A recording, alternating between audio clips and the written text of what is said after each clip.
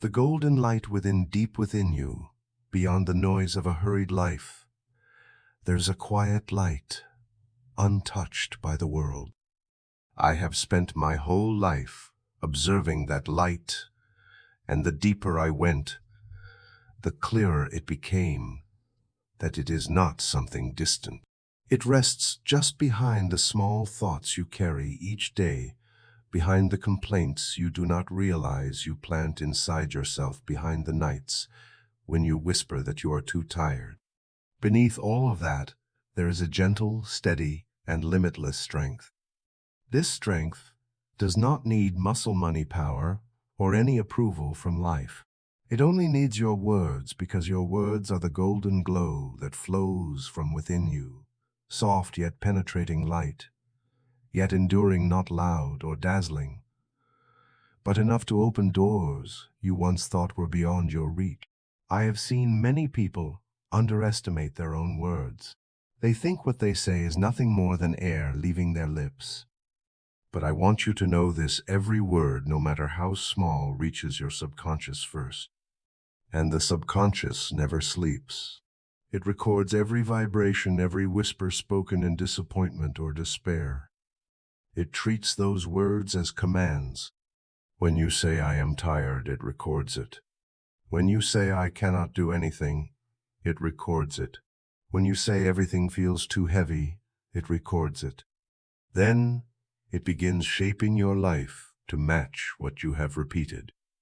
Not because it judges you, but because it is loyal to what you believe is true. For so long you may have thought life has turned its back on you, but sometimes it is you who unknowingly turned away from the strength already within reach. Every cell in your body responds to your words. Every circumstance around you does the same.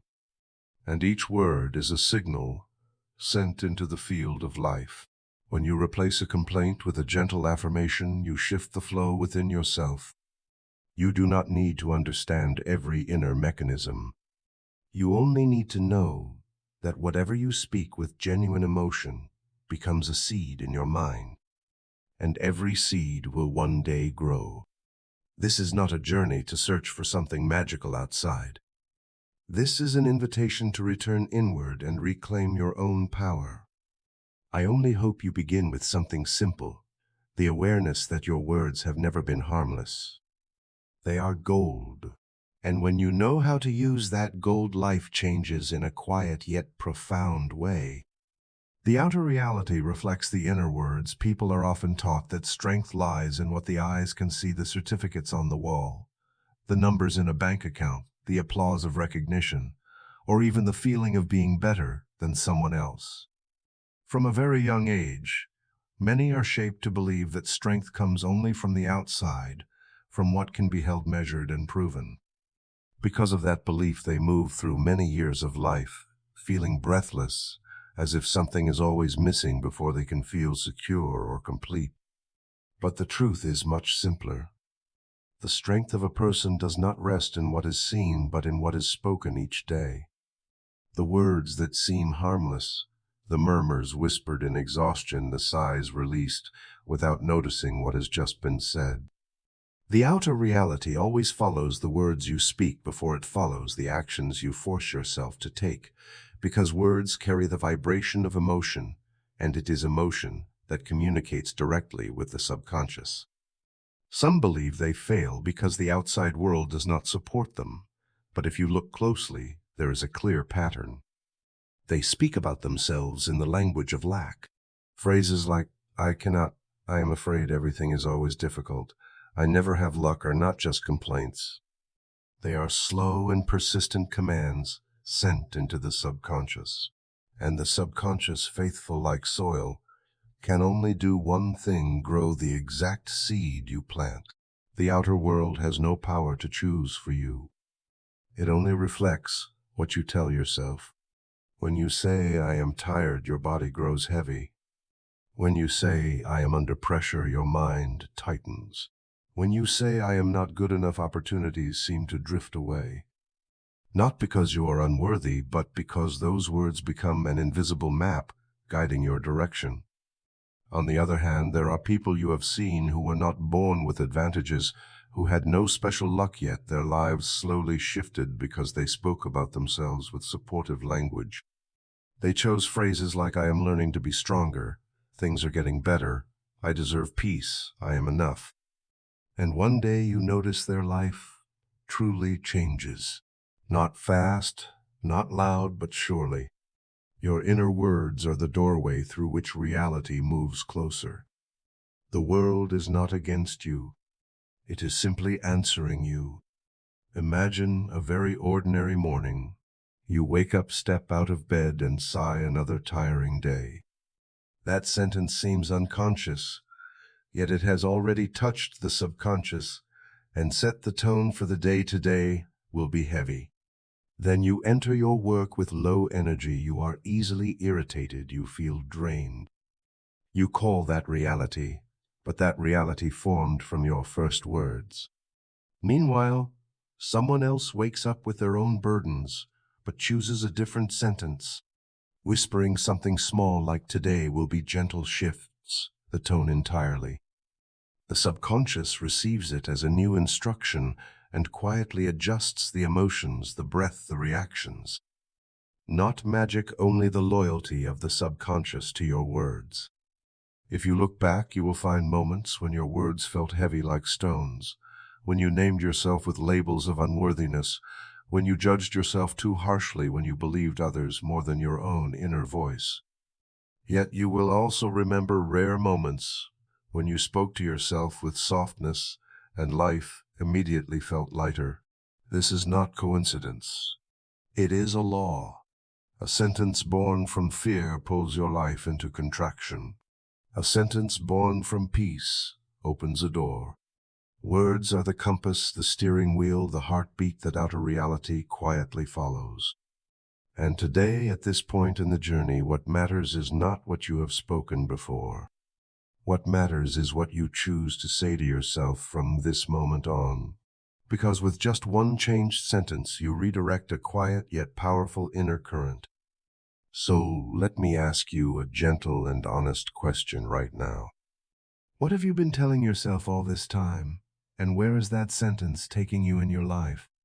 Thank you for being here, for listening, for allowing your heart to soften as you receive this truth.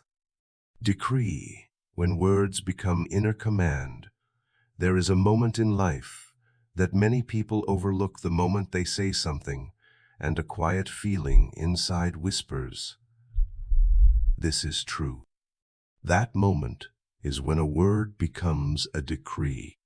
A decree is not a phrase repeated mechanically. It is not something spoken a certain number of times. A decree is a word weighted with belief, sealed by deep inner acceptance. From that moment on, life begins to move in a new direction. Many people use positive affirmations without seeing change, not because the words are wrong, but because they have not become a decree. The words stay on the surface of the mind, and lips never touching the soil where real seeds are planted. That soil is the subconscious, a place that never argues, never questions, never debates. It simply carries out what it is given. And what it is given is the emotion hidden in your words. A decree works like a signature on a decision you fully believe in. You do not repeat that decision hundreds of times. You sign it once, but you sign it with absolute clarity. The subconscious works the same way. It does not need shouting or desperate pleading. It only needs a word spoken from the agreement between your heart, your emotion, and your intention. Sometimes stories remind you of the power of a decree, like the story of a man named Michael. He had been unemployed for almost 6 months, living with heaviness and self-blame. Every morning the first words he told himself were, "I have no more chances." And as if following an invisible cycle, his days passed in stagnation. One day, after speaking with a friend, he tried changing that sentence. Not to force positivity, but simply to offer himself a small opening. He said, "Every door meant for me is opening." At first, the words felt strange, as if they did not belong to him. But he said them with ease, without pushing for results. A week passed then too. And then an old colleague sent him a message about a position in need of someone. From that small shift, his life moved in a new direction. Not a miracle. A decree. When a word carries acceptance, the subconscious understands that this is what you want it to follow.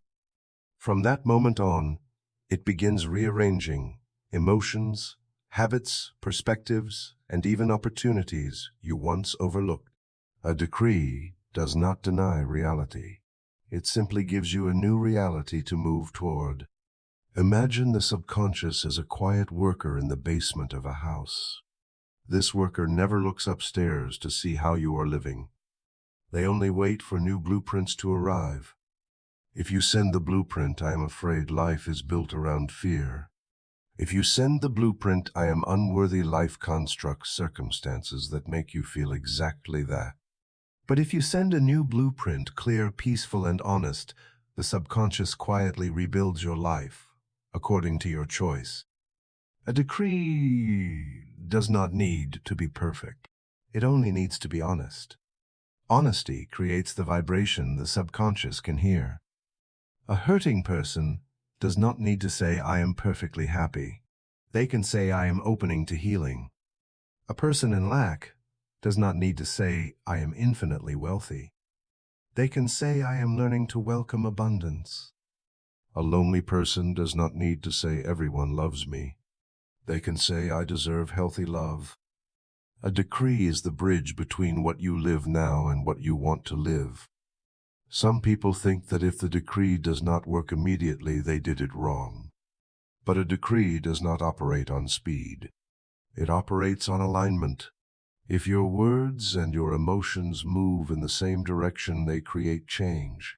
If your words move against your emotions, they have no soil to grow in. You cannot plant a sunflower in dry earth and expect it to bloom overnight. But if you keep softening the soil, the seed will find its way. Remember, a decree is not about waiting for the outside world to change. It is about creating inner movement.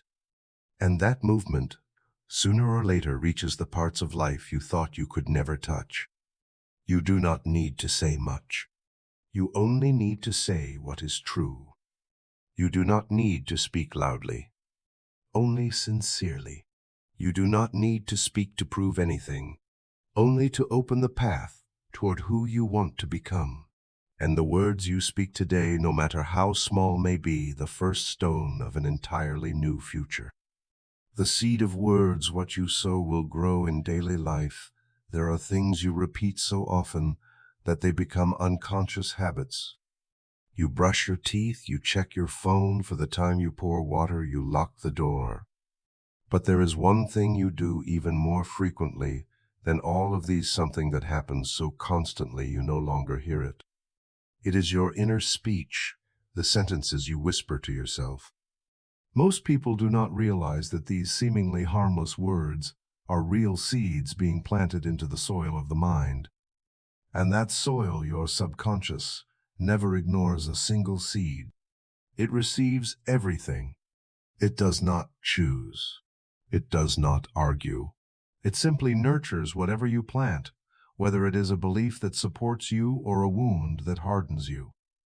That is why life sometimes looks like a strange reflection of the sentences you repeat each day. Think of a young woman struggling through heartbreak.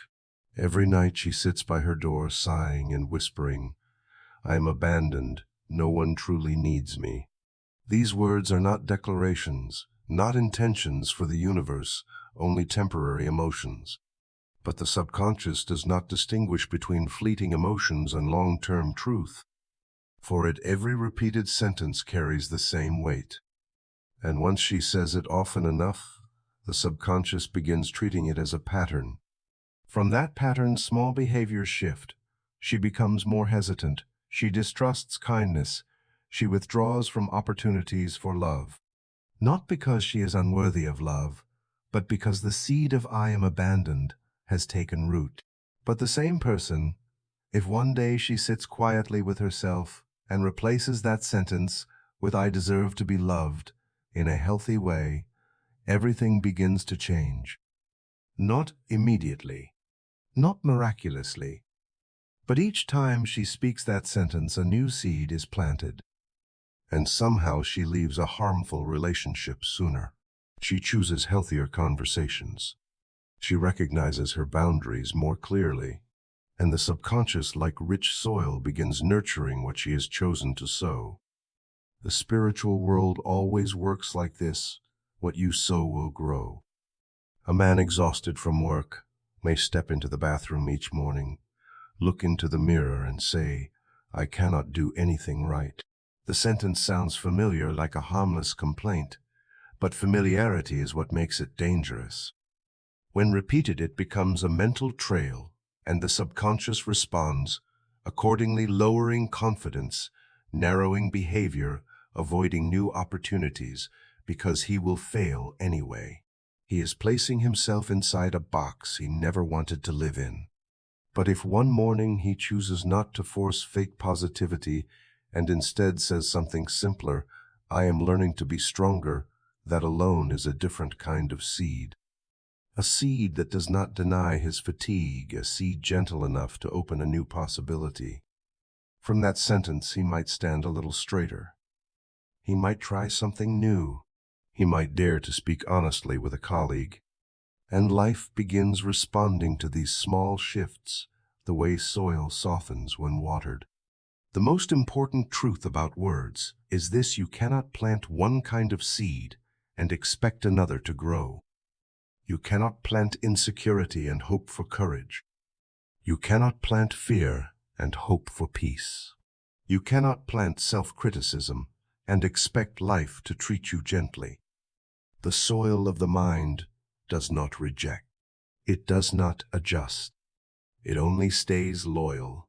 That is why many feel tired, not because of circumstances, but because of the words they have planted year after year. When they say, "I am useless," they plant uselessness. When they say, "I have no other choice," they plant limitation. When they say, "Everything is against me," they plant disappointment. Then they walk through a garden grown from those very seeds without realizing they are the owners of that garden. But the wonder of this inner soil is that it is always ready to receive new seeds. It is never too late. No harmful seed is beyond replacement. You can change the garden within by changing the sentences you repeat. You do not need to transform all your words overnight. Start with one sentence that lifts you, one gentle sentence, one sentence that lets the subconscious know you are choosing a new direction. And when that sentence is planted consistently, your life, like a garden receiving new seeds, will slowly begin to change. Not because life suddenly favors you, not because luck suddenly arrives, but because you have quietly changed the one thing life always reflects: the words you speak to yourself. The voice that begins transformation. Early in my own journey, I realized something that seemed simple yet changed the way I saw the world. The words you speak about yourself become the mold your life pours itself into. I have met many talented people who kept themselves small because of the sentences they whispered on nights when their hearts were weak. And I have seen people who thought they had no strength left rise again, simply because they changed the way they named their own life.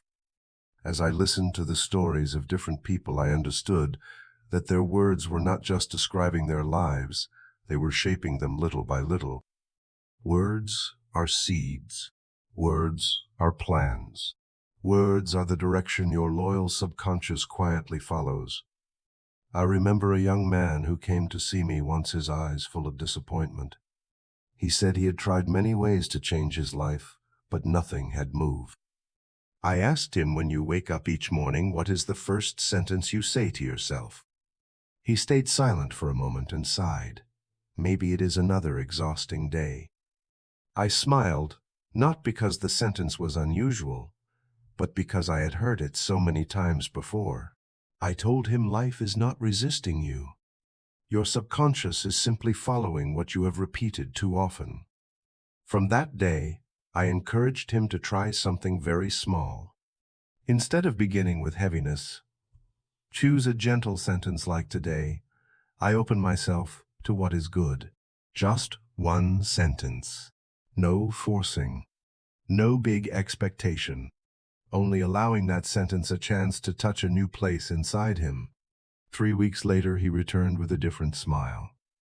Not everything had changed, but he said something inside him was no longer tight. He breathed more easily. He faced his work with more clarity. He said he felt light. I knew that was the sign of a new inner garden beginning to grow. You see, transformation is not loud. It needs no miracle. It only needs one sentence you believe enough for the subconscious to begin its work. And now I want to ask you this. Today, if you could keep only one sentence to plant into your mind, which one would you choose? If you are ready to open your heart and step into renewal, leave a small comment, just the words "I am ready to change" or the number 1. Not for me, but for your own subconscious to recognize that you have begun. Emotion is the invisible writing the subconscious can read. There is a truth very few people realize. The subconscious does not understand language the way you think it does. It does not care how beautiful your words are. It does not pay attention to whether your affirmations are grammatically correct. The only thing it cares about is the emotion underneath your words. Emotion is the invisible writing the subconscious can read. And sometimes it reads you more clearly than you read yourself. You can say "I am fine," but if your chest tightens, your voice softens, and a quiet stream of worry moves inside you, the subconscious hears only one thing: you are not fine. You can say "I will get through this," but if you speak with tension and fear of failure, the subconscious receives only the vibration of fear. It is not loyal to the sentence. It is loyal to the emotion. A man once shared that whenever pressure built up, he would tell himself everything will be fine. But each time he said it, his heart raced, his hands grew cold, and a part of him whispered that things were spiraling out of control. He could not understand why the positive sentence did not calm him. Then he realized that what he said and what he felt were moving in opposite directions. The truth is, the subconscious always trusts the emotion, not the words. This is why many people repeat positive affirmations over and over with no change. They speak them in the voice of habit, not in the voice of belief. The words carry no emotional warmth, not enough to imprint onto the subconscious. It is like writing on water, beautiful but never lasting. On the other hand, some people speak one short sentence with genuine emotion, and their life begins to shift. Think of a woman who has lived for years in loneliness. One night, overwhelmed with exhaustion, she cried and whispered, "I deserve to be loved too." She said it only once, but she said it with her whole heart. She was not trying to be strong. She was not trying to be positive. She was simply speaking the truth her heart had held for too long. And in that moment, she planted the first seed of self-worth she never knew she had. A sentence only has real power when it passes through the heart before leaving the lip. Emotion is the current that turns words on. Without emotion, words are wires with no electricity. With emotion, words become light. This is why songs, prayers, and simple words of gratitude carry such healing power. Not because the words are sophisticated, but because they are spoken in moments of heightened emotion when the heart opens and its vibration spreads widely. Look at your own life for a moment. There are times you say, "I am too tired," and your body responds instantly. Your shoulders drop, your breath grows heavy, your heart feels weighed down. Why? Because the emotion in the sentence is strong enough for the body to believe it immediately. But there are also times you say, "I feel lighter now," and strangely your body begins to relax. Not because the sentence is magical, but because the emotion of release accompanied it. Words are the doorway. Emotion is the one who opens the door. A man in New Orleans once shared that he had a habit of whispering, "I am so tired of this," whenever something went wrong. The sentence became such a familiar refrain that he no longer noticed it. Yet his life grew heavier each day. One day he tried replacing that sentence with "Everything is slowly improving for me." At first it felt unnatural, like a suit that did not fit. But he hummed it gently while showering, while driving, while walking. Little by little, the sentence became less of a positive phrase and more of a joyful vibration. And slowly life truly shifted for him. Work became smoother, health improved, relationships softened. Not because the phrase had special magic, but because the new emotion changed the entire essence of the words. You see, emotion is the melody, and words are only the lyrics. A sad melody can turn a positive lyric into a lament. But a hopeful melody can lift even the simplest sentence into a source of strength. So what should you do to give your words more power? You do not need to speak beautifully. You only need to speak sincerely. You do not need to act strong. You only need to breathe slowly before speaking. You do not need to memorize dozens of affirmations.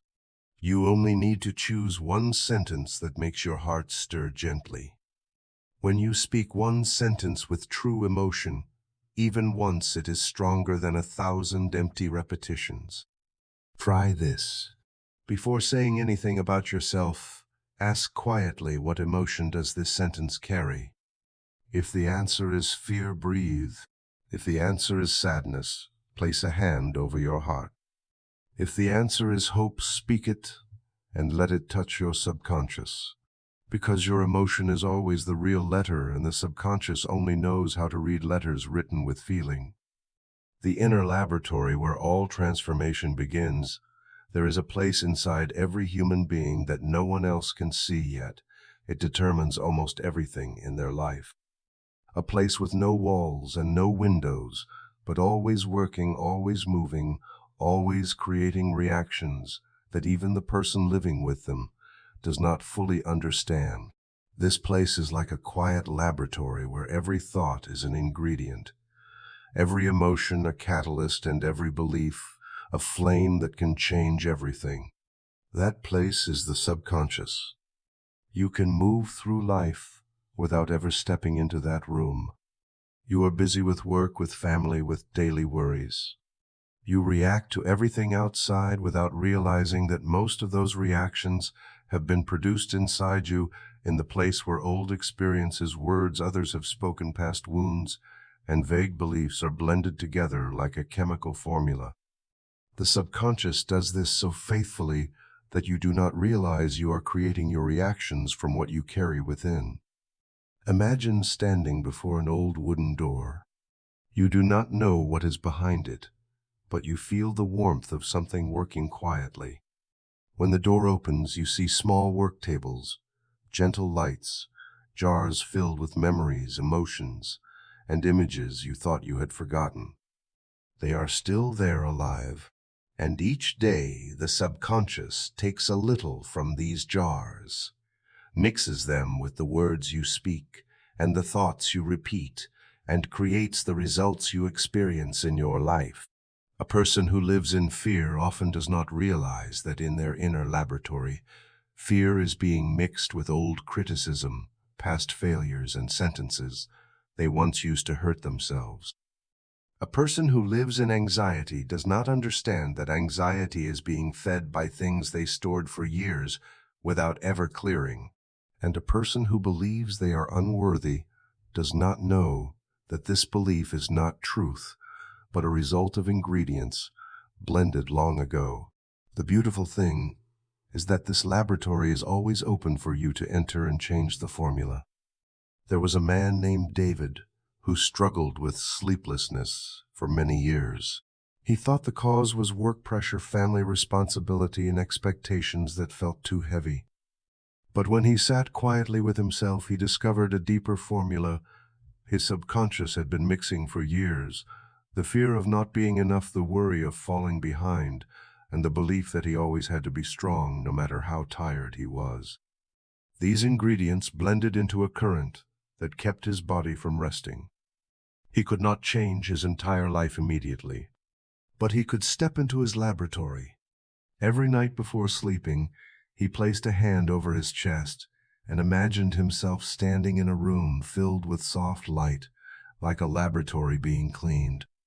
He did not try to push old thoughts away or force himself to be positive.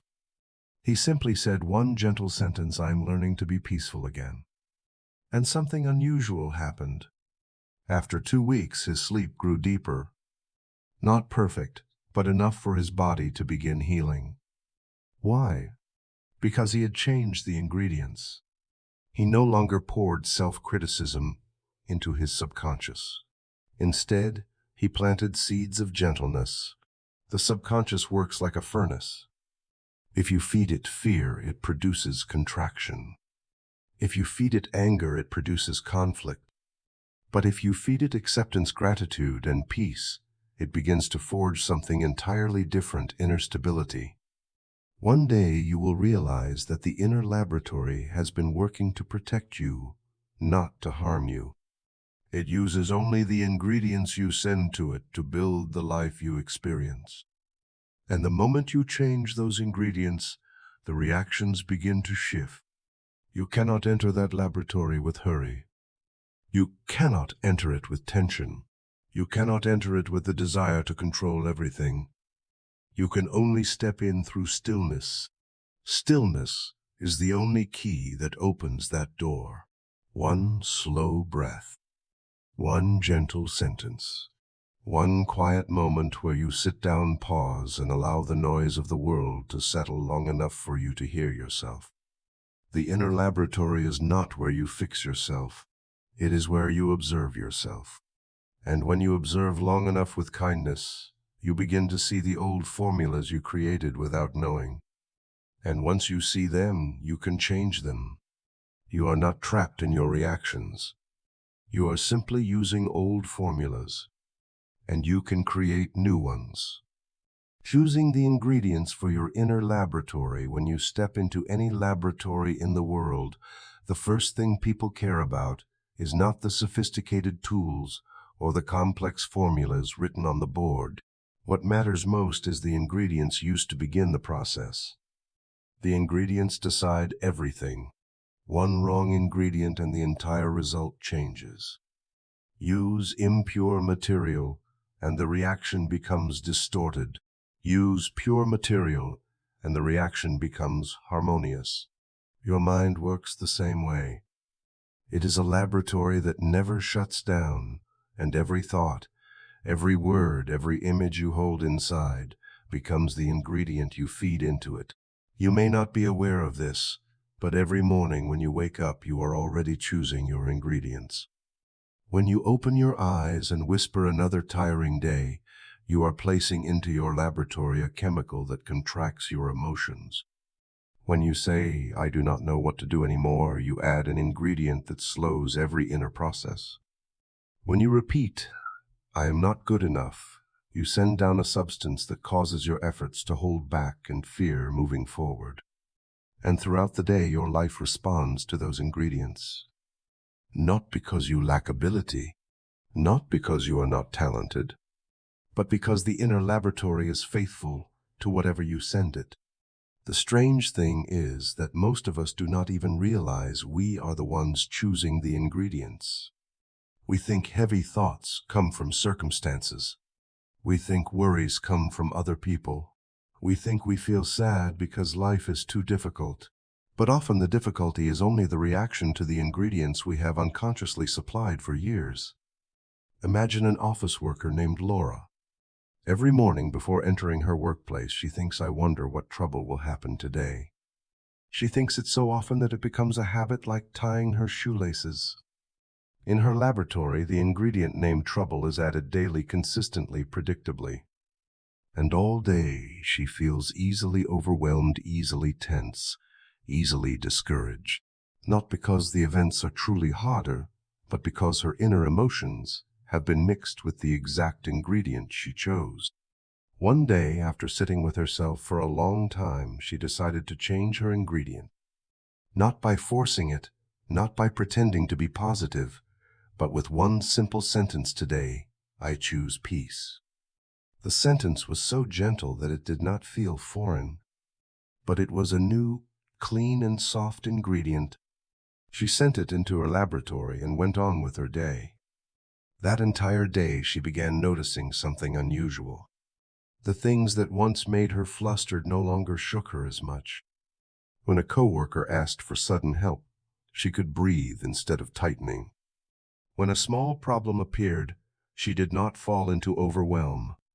Not because the day was easier, but because her emotions had a new foundation. The new ingredient had begun its work. This is what many people do not see. Inner change often arrives before outer change. And it always begins with the ingredient. Some ask, how do I know which ingredients are good or bad? The answer is not in morality, but in sensation.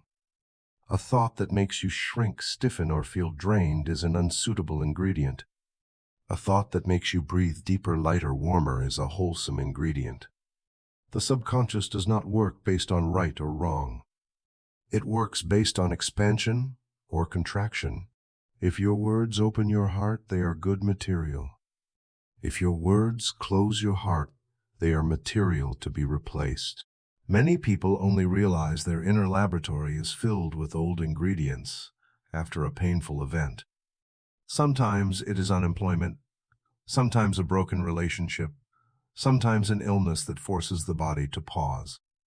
When pain forces us to sit down, we finally see that the laboratory has been packed with outdated beliefs, inner criticism, and words once spoken by others that we mistakenly kept as truth. But the comforting truth is this: you can reset your laboratory at any time.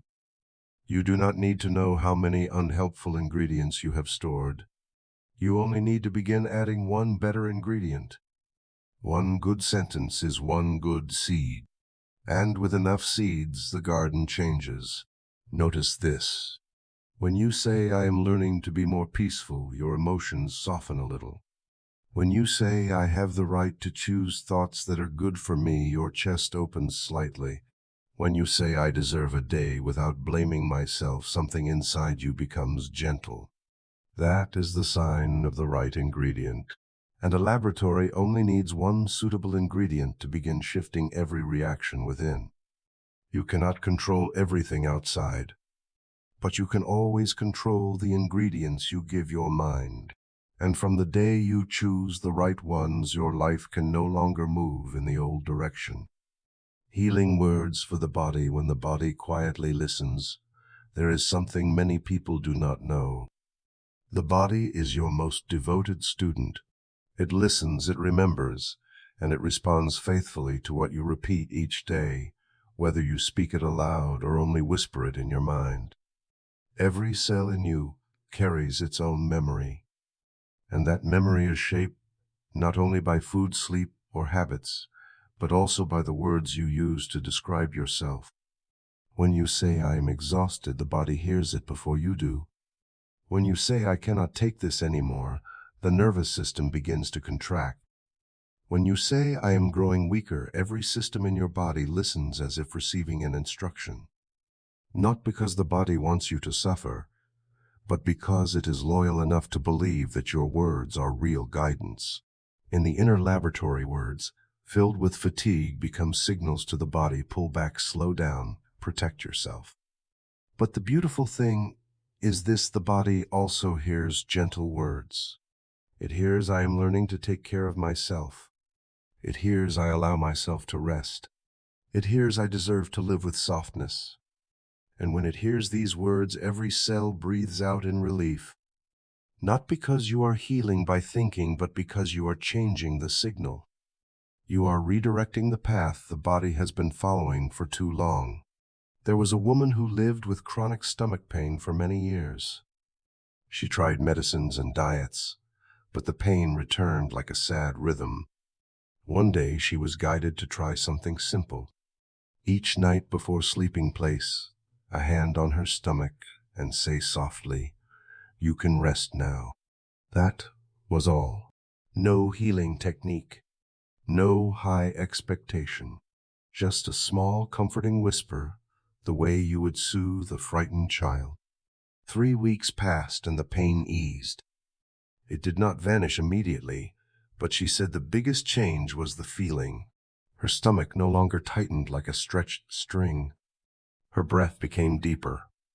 She no longer feared the return of the pain. When she changed her words, her body changed its response. Because the body always wants to heal. It only needs the right signal. Think about your heart. Every beat is a reply to what you hold inside. When you are tense, the heartbeat quickens. When you are afraid, the breath shortens. When you speak hurtful words to yourself, your shoulders sink, your chest closes. But when you place a hand on your heart and say, "I allow myself to live," a little lighter the body opens, as if it has been waiting for you to say that for a long time. People often think the body only responds to physical matter, but both science and daily experience show that the body responds to emotion even faster than it responds to medicine. One sentence carried by true emotion can shift a breath. One comforting word can soften a tense system. One gentle belief can change how the body begins to repair itself. What matters is learning to speak to your body in its own rhythm. Not forcing, not rushing, not commanding, but speaking as a caring adult soothing a tired child. Imagine sitting in a quiet room. No cars, no voices. Only you, your breath, and your body waiting to hear something from you. You might ask it very gently, "What do you need from me today?" And the answer will not come from thought, but from sensation. Maybe a deeper breath. Maybe the desire to rest. Maybe just one small message, "Please do not push me anymore." The body hears what you do not say, and it understands what you say with your heart. This is why healing words for the body do not need to be long or poetic. The simplest sentences often touch the deepest places. I allow my body to relax. I do not need to be strong all the time. Every cell in me is organizing itself toward peace. I am safe inside my own body. Many people think they must believe these sentences completely for them to work. But the truth is, you only need to believe a little. The body will take care of the rest. Even the smallest signal can begin a powerful process. And now I want to ask you as a way for you to truly turn inward. Today, what is your body trying to say to you that you may have overlooked? Simply noticing the answer is already the beginning of healing without forcing anything. Thank you for being here, for listening not only to this story, but also to yourself. The words that open the flow of abundance. Through many years of observing the lives of the people I have met, I realized something that at first seems contradictory. Lack does not begin from external circumstances, but from inner language. I have seen people who have very little yet live with a sense of abundance. And I have seen people who have a great deal yet are always afraid, always thinking not enough, not certain what will happen tomorrow. I came to understand that abundance is a flow, and this flow is opened or blocked by the words a person speaks to themselves. You may think money, opportunity, or luck are beyond your reach, but try noticing the sentences you have repeated inside. Have you ever whispered to yourself, "Money is hard to earn. I am unlucky. I am always lacking. Life does not favor me"? If so, I want you to understand that these sentences are not just complaints.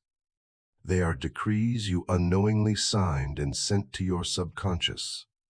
And once a decree is established, the subconscious faithfully produces the matching circumstances, not to punish you, but because it only knows how to act upon what you believe is true. When I say that words open the flow, I say this from many real experiences. I remember a young man named Andrew.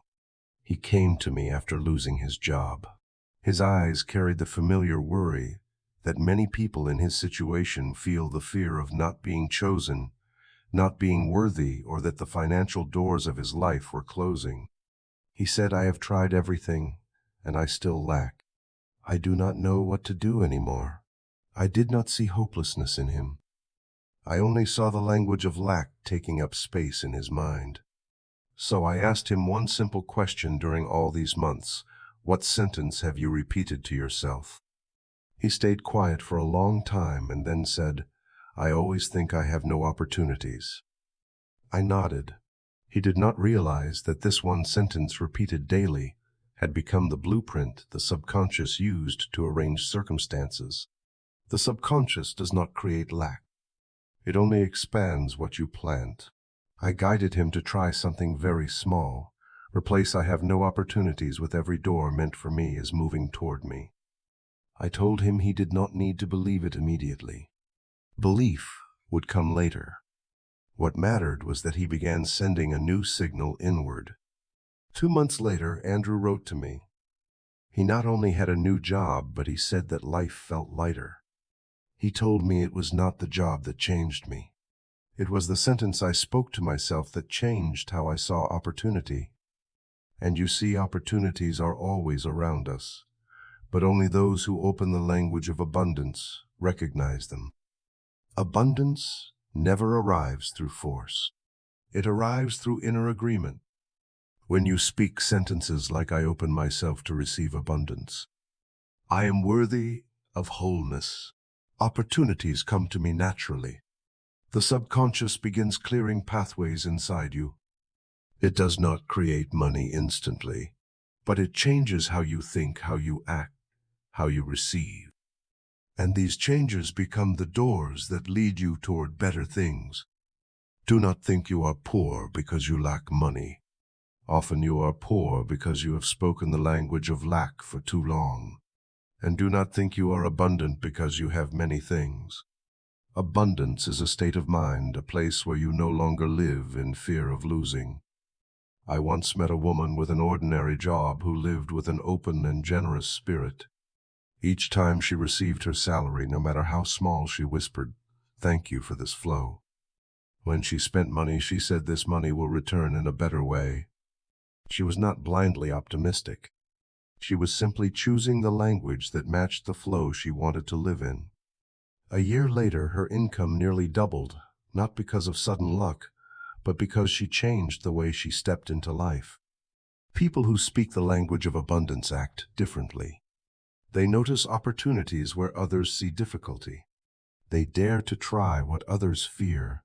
They do not suffocate their creativity with sentences like "I cannot do that." I share these stories not to make you believe in something mystical. I share them because I want you to understand that words create habits. Habits create choices. Choices create circumstances. And circumstances create the life you live. You do not need to shout affirmations. You only need to speak with genuine gentleness. "I allow abundance to return to my life." Just that. The subconscious will hear it. Your body will hear it. And your outer life will begin to turn in a direction you never expected. If you have lived too long in the language of lack, do not blame yourself. It was just a habit. And any habit can change when you begin speaking differently. Today, if you want to open a new door for the flow of abundance, start by changing just one sentence. And let the subconscious take care of the rest. Healing words for relationships. When the heart calms, people calm in life. There are wounds that do not rest on the body, but in the way we connect with one another. There are hurts that leave no scar, but create distance. There are stories no longer present, yet they quietly bring heaviness each time we remember them. And strangely, we often think others are the cause of our pain. But if you listen more deeply, you will see that the real pain often comes from the image you hold of them in your own mind. Every relationship is a mirror. One part reflects the actions of the other person, but the rest reflects the beliefs you carry within. If you believe you are not respected, you will see disrespect. If you believe you are not heard, you will hear silence. If you believe someone is drifting away, you will feel them drifting farther. Not because they are truly like that, but because the image inside you shapes how you interpret the world outside. Many people try to repair relationships by changing the other person. But have you noticed that this almost never works? People do not change because they are told to change. They change when the vibration between both sides shifts. And that vibration begins with you. When the image you hold of someone changes, the way you speak to them changes. When your words change, the energy you carry shifts. When the energy shifts, their response changes. Everything begins inside and moves outward in that order. Think of someone you once loved, but grew distant from because of misunderstanding. You may have tried explaining, clarifying, proving your good intentions. But what hurts you is not just what happened today. It is the image you have held for too long, the image of being misunderstood, of not being valued, of always losing in matters of the heart. That image, repeated long enough, becomes the lens that makes even small things feel heavy. And the truth is this: to change a relationship, you must change that lens first. Imagine placing yourself in the position of a third observer, a wiser, softer, less wounded version of you. From that place, you look at yourself and the other person not through old emotions, but with gentle objectivity. When you do this, the image of them softens. And when the image softens, you no longer respond with defense, no longer speak from hurt, no longer see them through the eyes of expectation and disappointment. Your energy shifts, and the other person naturally responds to that shift. This is why healing in relationships does not begin with a conversation with the other, but with a conversation with yourself. There was a woman in Chicago who wrote to me, saying her husband had not spoken to her for months. She tried convincing, explaining, holding on, but everything only widened the distance. One night she tried something simple. Every evening before sleeping, she closed her eyes and pictured her husband looking at her with calmer eyes. That was all. No demands, no blame, no expectations. She repeated that image until her own emotions shifted from pain to softness. 3 weeks later, her husband reached out and held her hand while they watched television. There was no magic. Only the image within her changed first. Your subconscious responds to images even faster than words, but words give shape to those images. If you say, "I open myself to reconciliation," "I see this person with new eyes," "I release old energy from this relationship," the subconscious begins softening the emotional fragments you have carried for too long. You cannot force someone to love you more. You cannot force someone to understand you immediately. But you can change the way you enter the relationship, and that alone is enough to open the first door. Sometimes healing does not arrive through someone else apologizing. It arrives in the moment you say to yourself, "I choose peace over being right. I choose love over holding on to hurt. I choose to look back without harming myself again." And now gently I want to ask you, is there a relationship in your life that needs to be seen with new eyes? If the answer is yes, simply leave the words, "I am ready to change," or the number 1. You are not doing this for me. You are doing it so your heart knows you have taken the first step toward healing the relationship. When words have not yet worked softening the inner soil, there are people who have tried many positive affirmations, repeated gentle sentences every morning, written down what they wish to move toward, yet they feel their life has not changed as they hope. They begin to ask, "Am I doing something wrong? Why can others change, but not me?" And sometimes these very questions make them sink, lose heart, and doubt their own path. But the truth is this: it is not that your words do not work. It is not that you are less capable than others. It is simply that the soil where you are planting your seeds needs to be softened first. Imagine planting a good seed into the ground. If the soil is soft, the seed sprouts. If the soil is dry and hardened, a seed remains. It does not die, but it cannot open. The seed is not at fault, and neither are you. The issue is only that the soil needs to be watered, awakened, loosened after years of being compressed by pain, fear, or old beliefs that have settled deeply. Your subconscious works the same way. It receives every seed, but it only sprouts when the soil is ready. The first reason your words may not work is inner conflict. You say, "I deserve peace," but somewhere inside a small voice whispers, "But I have made too many mistakes." You say, "I open myself to abundance," but another voice says, "I do not deserve it." You say, "I am becoming stronger," but the shadow within answers, "I am always weak." You do not hear these small voices, but the subconscious does. It hears both signals at once, and when two opposite directions are sent down at the same time, the subconscious stays still, not because it resists you, but because it does not know which way to follow. A second reason is emotional residue, old layers that have not yet been released. Pain from a past relationship, a childhood memory of not being loved, failures that shook your self-trust, words someone said to you that you carried for years. You do not need to uncover all of it, but you need to acknowledge that these layers might still linger beneath the surface.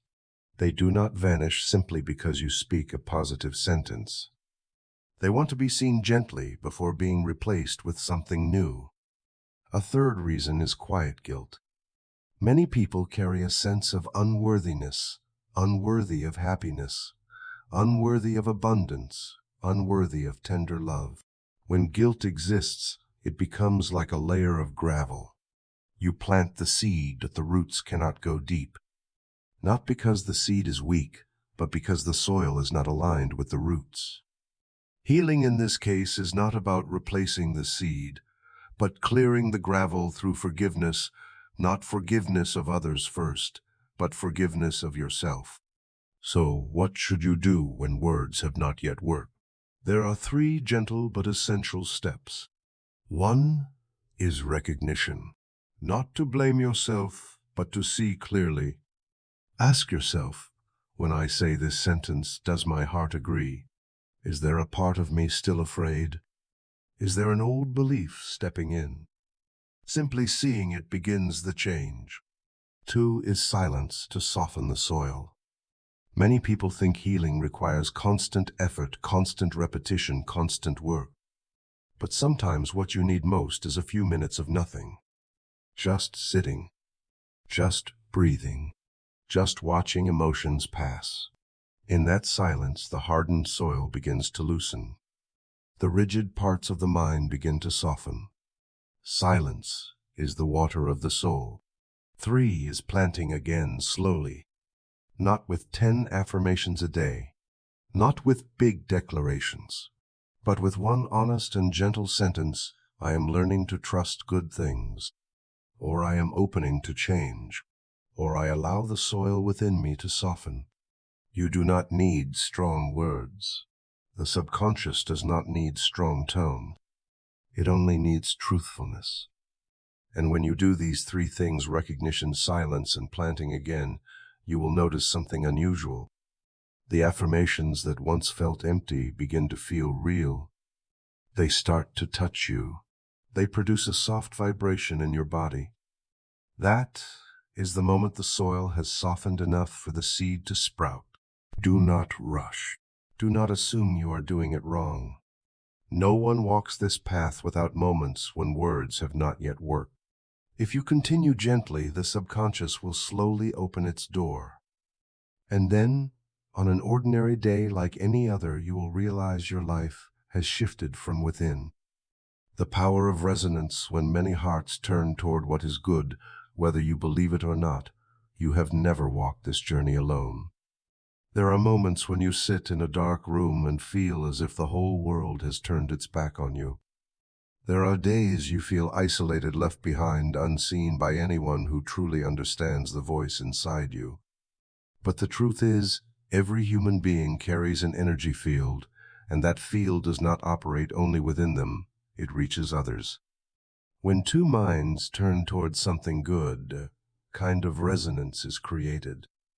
Not loud, not showy, not mystical. It is simply the meeting of two similar vibrations like two musical notes blending into a fuller melody.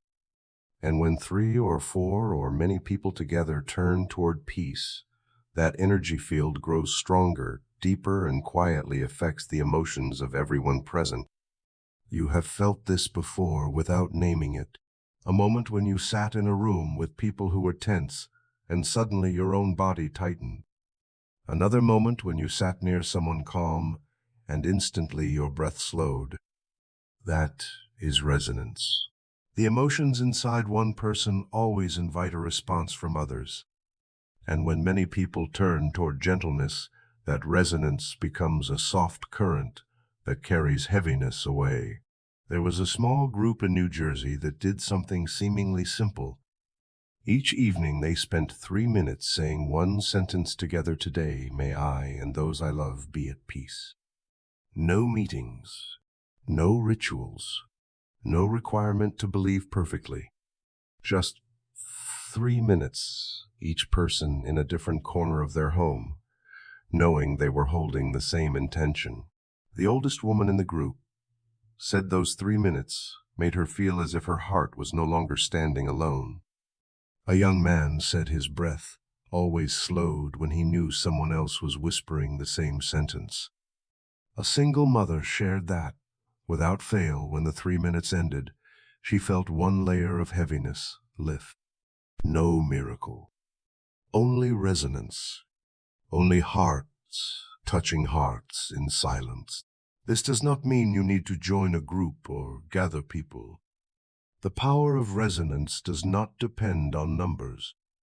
It depends on sincerity.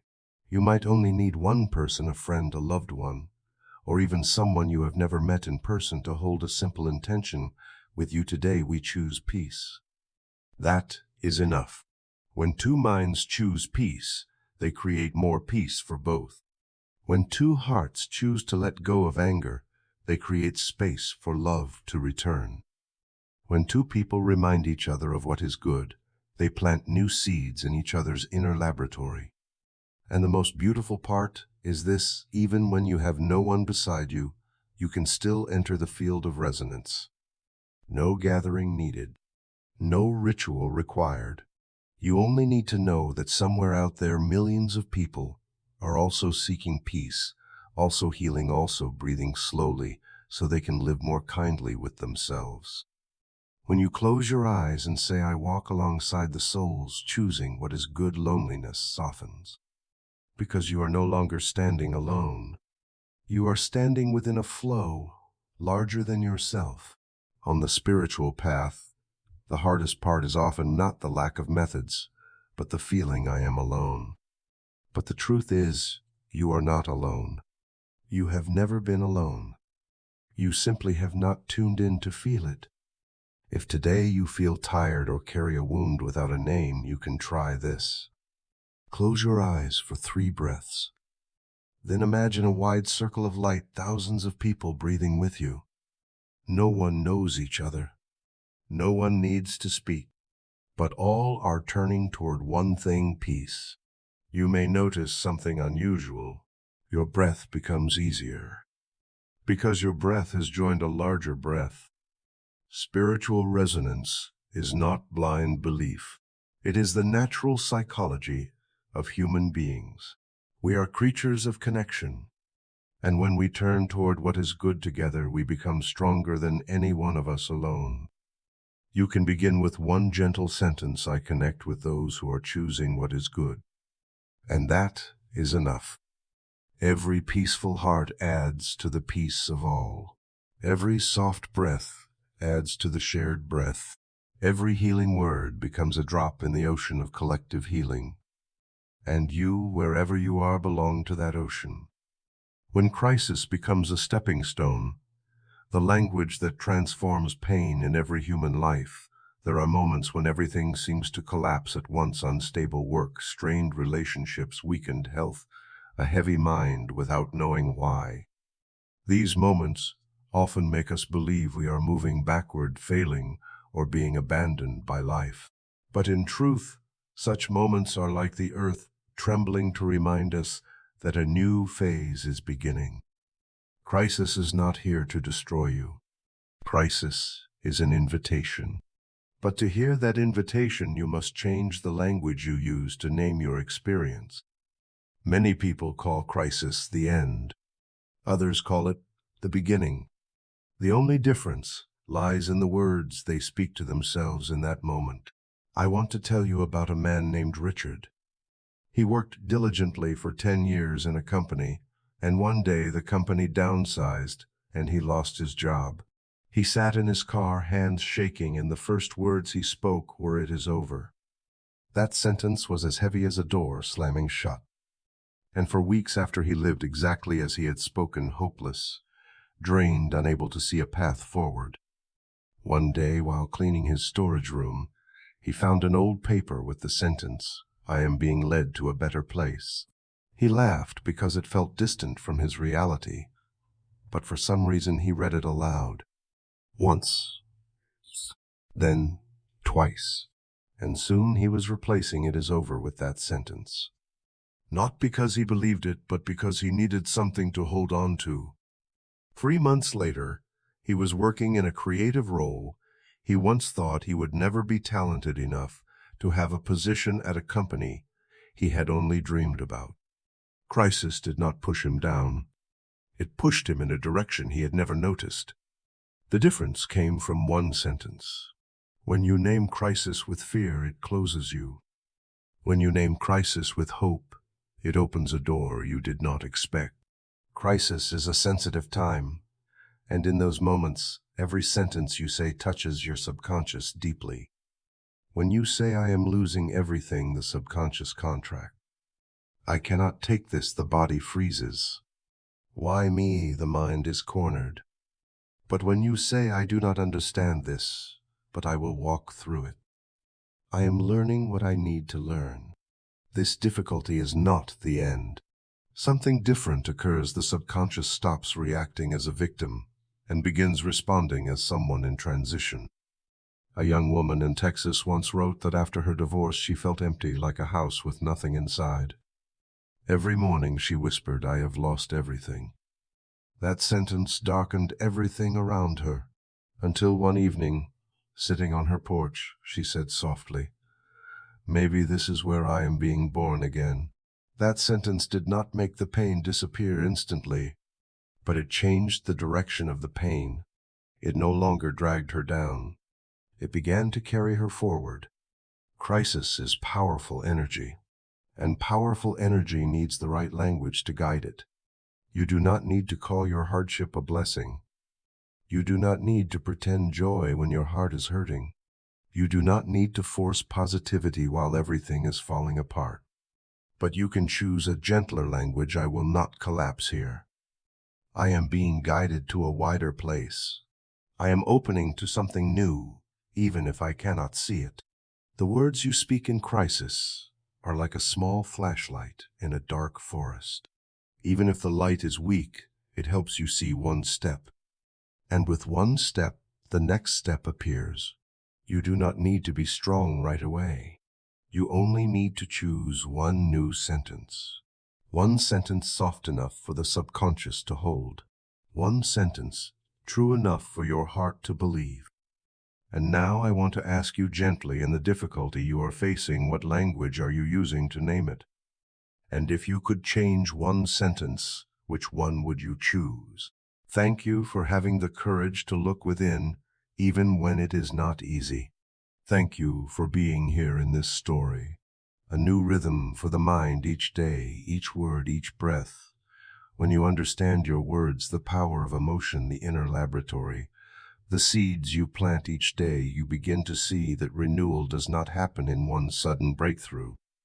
It happens in steady rhythms, small, soft, quiet movements that are stronger and more enduring than any force you have known. Deep change does not come from a burst of determination. It comes from a new rhythm you create for your mind, little by little. The human mind is very much like water. When water rushes, it sweeps everything away. When water slows, it becomes clearer, deeper, able to see the bottom. Your mind works the same way. If you run too fast with life, you cannot hear yourself. But when you know how to slow down even for a few moments each day, you begin to sense the subtle signals you once overlooked. A man named Matthew once said that for many years he believed he had to do more, move faster, push harder to change his life. He read books, listened to talks, tried different methods, but he always felt stretched thin like a guitar string drawn beyond its limit. One day, in a simple, quiet moment, he sat still and asked himself, "What if the change I seek is not in doing more, but in doing less?" That question led him to a different journey. He stopped forcing change. He began inviting change. And he started with the smallest thing, creating a new rhythm for his mind. In the morning, he no longer turned on his phone immediately. He gave himself 1 minute, just 1 minute, to say, "Today I choose to walk slowly." And his day truly changed. Not because the workload was lighter, but because his mind was no longer racing ahead of everything. Rhythm is the door of renewal. You can create a new rhythm for your mind through 3 very small movements. 1. Soften the first moment of the day. Many people wake up and instantly step into the fast rhythm of the world. But if you spend only 1 minute saying, "Today I begin with a gentle breath," your mind absorbs that rhythm and carries it through the day. The morning does not need to be perfect. It only needs to be gentle. 2. Create a pause in the middle of the day. Many people go through an entire day without giving the mind a single real breath. Work follows work. Thought follows thought. But a simple pause, a small still point, can change the course of the whole flow. Place a hand on your chest and whisper, "I return to myself." Just that. This moment is like stepping back into your inner control room, pressing reset, and allowing the mind to rearrange itself. 3. End the day with gentle healing. Night is when the subconscious opens widest. The words you speak before sleep become background music for your dreams and continue working for hours after. Say slowly, "Today I release what is not mine to carry," and you will feel your body, your mind, and your heart soften like water returning to its natural state. What you are doing here is not changing your life instantly. You are changing the rhythm of your life. A new rhythm teaches you to react differently, think differently, speak differently, and choose differently. A new rhythm pulls you out of the whirlpool that once swept you away without giving you space to breathe. A new rhythm helps your affirmations sink deeper because they are no longer swallowed by hurry. A new rhythm creates an inner ground where seeds can form roots. Ask yourself, does your life truly require you to move this fast? Or is it only a habit that makes your mind run without ever pausing to see where it is going? When you begin to live at a pace your soul can follow, you will notice something strange. The things that once overwhelmed you become gentler. People who once hurt you no longer hold the same power.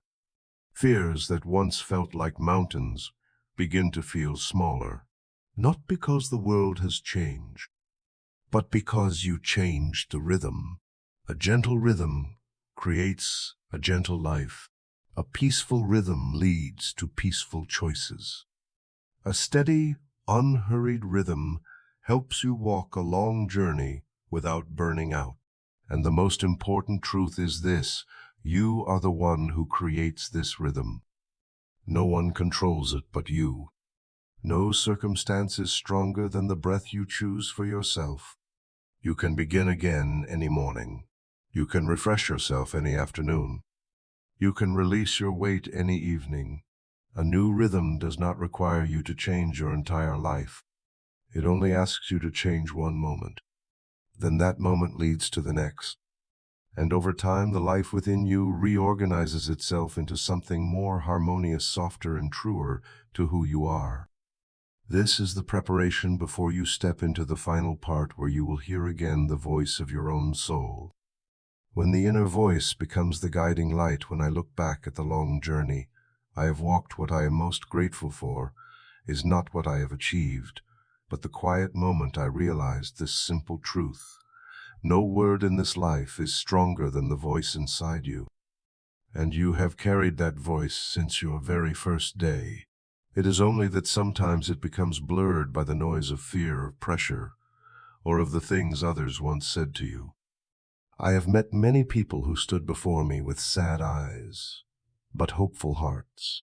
I have seen those who believed they had fallen, yet, when they changed just one sentence, when they whispered, "I am opening my heart," their whole body shifted. They did not know that one small voice was enough to turn the direction of their life. I want you to know something I believe with all my experience.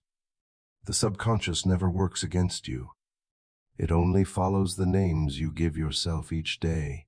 When you call yourself with compassion, it opens. When you call yourself with hope, it strengthens. When you name your future with peace, it begins to prepare the path for you. And you do not need to be perfect for this to happen. You only need to be honest with yourself. There will be days when you are tired. There will be days when you doubt. There will be days when you think you have nothing left to keep going. But please remember this: if you speak one sentence at the right moment, in the right rhythm, true to what your heart wants, that sentence becomes a guiding light. You do not need a light that reveals the whole path. You only need a light that shows one step, and then one more step, and then another. Life will unfold the rest. Today, if you are standing at a turning point in your life, I invite you to listen to a gentle sentence I have offered to many people, and now I offer it to you. I walk in peace, and peace walks with me. Let this sentence touch you like warm water. Let it find its way into the deep places where what once felt hardened can soften again. And if you forget tomorrow, you can say it again. If your heart weakens, you can say it again. If you stand before darkness, you can say it again. Because your inner voice, when placed in the right place, can become the strongest companion you will ever know. I believe in you, and I believe in the voice growing within you. Let it lead the way.